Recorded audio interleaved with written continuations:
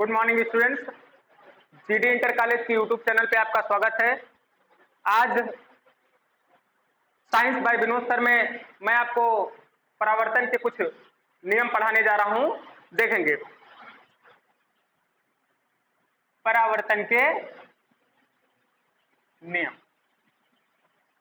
जैसा कि पिछली क्लास में आपको बताया गया था परावर्तन किस तरह से होता है। देखते हैं, ये हमारा परावर्तक पृष्ठ जिसे हमने जेड जेड डैश कहा था। ये परावर्तक पृष्ठ जेड जेड डैश। आने वाली किरण को हम क्या कहते थे? आपतित किरण। आपतित किरण।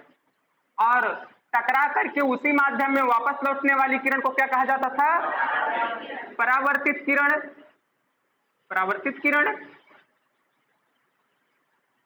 जिस बिंदु पर किरणें आपतित होती हैं उस बिंदु को हमने O कहा था और उसे लिखा गया था आपतन बिंदु। क्या लिखा गया था?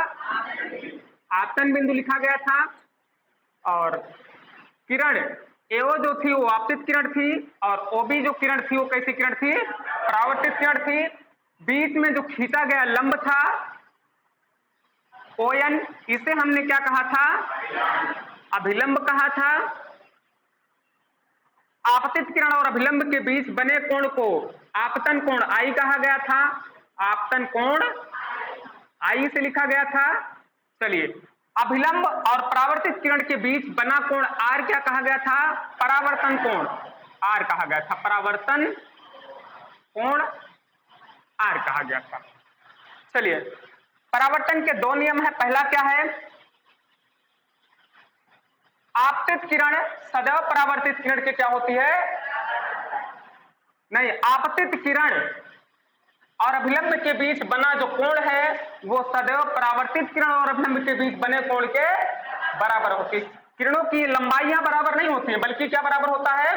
अभिलंब और आपतित किरणों के बीच बना कोण आपतन कोण, परावर्तित किरण और अभिलंब के बीच बना कोण परावर्तन कोण आपस में क्या होते हैं? बराबर होते हैं। तो पहला क्या नियम होगा? आपतित किरण एवं अभिलंब के बीच बना कोण और इस कोण को क्या कहते हैं? आपतन कोण। लिखा किससे जाता है? I से। लिखा किससे जाता है? I से। यानी आपतित किरण एवं अभिलंब के बीच बना कोण जिसे हमने आपतन कोण कहा है सदैव बराबर होता है। सदैव बराबर होता है।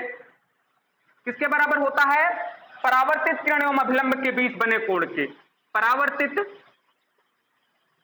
किरण एवं अभिलंब के बीच बने कोण और अभिलंब और परावर्तित किरण के बीच बना कोण आपका क्या कहलाता है? परावर्तन कोण। और इस परावर्तन कोण को किससे लिखते हैं? R से लिखते हैं। चलिए, क्या लिखा हमने? आपतित किरण और अभिलंब के बीच बना कोण आपतन कोण I सदैव बराबर होता है परावर्तित किरण एवं अभिलंब के बीच बने कोण परावर्तन कोण। ठीक है, परावर्तन कोण R के। ये बात समझ पाए हैं? दूसरा, दो नियम होते हैं परावर्तन के। पहला लिखा गया है, दूसरा आप ध्यान दीजिएगा। आपतित किरण आपतन बिंदु पर खींचा गया अभिलंब एवं परावर्तित किरण तीनों एक ही तल में होते हैं। क्या होगा? आपतित किरण आपतन बिंदु पर खींचा गया अभिलंब एवं परावर्तित किरण तीनों एक ही तल में होते हैं। चलिए लिखते हैं। तो आपतित किरण आपतन बिंदु पर खींचा गया अभिलंब एवं परावर्तित किरण तीनों एक ही तल में होते हैं। लिख देंगे, तीनों एक ही तल में होते हैं। चलिए, क्या लिखा गया? आपतित किरण आपतन बिंदु पर खींचा गया अभिलंब एवं परावर्तित किरण तीनों एक ही तल में होते हैं। जैसा कि आप चित्र में देख सकते हैं, आपतित किरण आपतन बिंदु पर खींचा गया विलंब और परावर्तित किरण तीनों एक ही ओर होते हैं। ये दो नियम है किसके? परावर्तन के।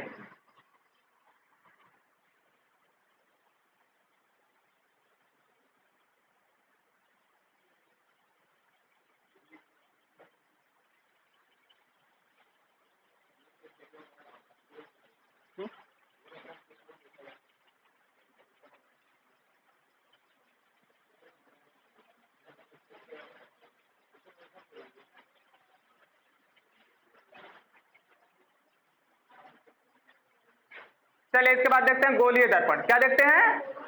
गोलीय दर्पण। गोलीय दर्पण देखें क्या होगा गोलीय दर्पण। मान लेते हैं ये कोई कांच का खोखला गोला है। ये क्या हुआ आपका? कांच का खोखला गोला हुआ।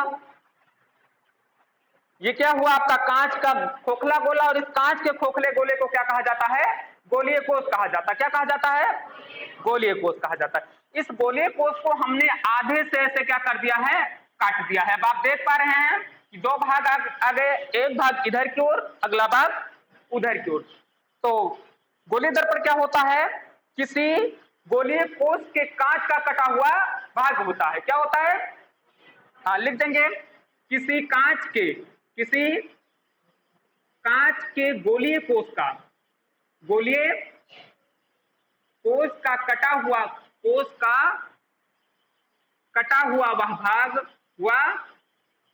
वह भाग जिसके एक पृष्ठ पर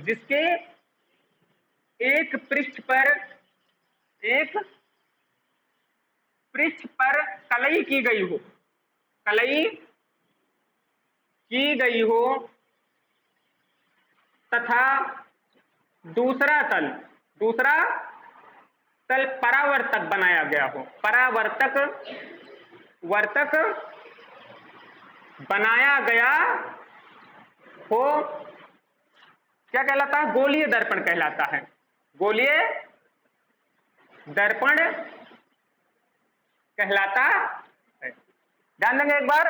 देखिए किसी कांच के गोलीय कोष, ये मान लेते हैं पहले कांच का गोलीय कोष रहा, बाद में उसको हमने काट दिया, आधे से क्या कर दिया है? काट दिया है। अब काटने के बाद देखेंगे अगर इसके एक पृष्ठ पर हम क्या कर दें? कलई कर दें। इस पे बाहर वाले पे कर दिया हमने और इसमें अंदर वाले पे कर दिया। अब यही गोलीय कोष आपका क्या बन जाएगा? गोलीय दर्पण बन जाएगा। आप देख पा रहे हैं कि एक तरफ क्या है? ये भाग कलई का है जिसपे पेंट किया गया है और अगला भाग कैसा है? परावर्तक है। ये कैसा है? परावर्तक है। ठीक है, परावर्तक तल। इस वाले में देख पाएंगे तो ये भाग आपका क्या है? कलई है और उभरा हुआ भाग क्या है? परावर्तक है। परावर्तक तल। चलिए तो क्या परिभाषा होगी? किसी कांच के गोलीय कोष का, ये कांच का गोलीय कोष था और कांच के गोलीय कोष का कटा हुआ वह भाग जिसके एक तल पर या एक पृष्ठ पर कलई की गई हो और दूसरा पृष्ठ कैसा बनाया गया हो? परावर्तक तल बनाया गया हो, क्या कहलाता है? आपका गोलीय दर्पण कहलाता है। अब इस आधार पर गोलीय दर्पण तीन तरह के होंगे, उसका अध्ययन हम आगे करेंगे।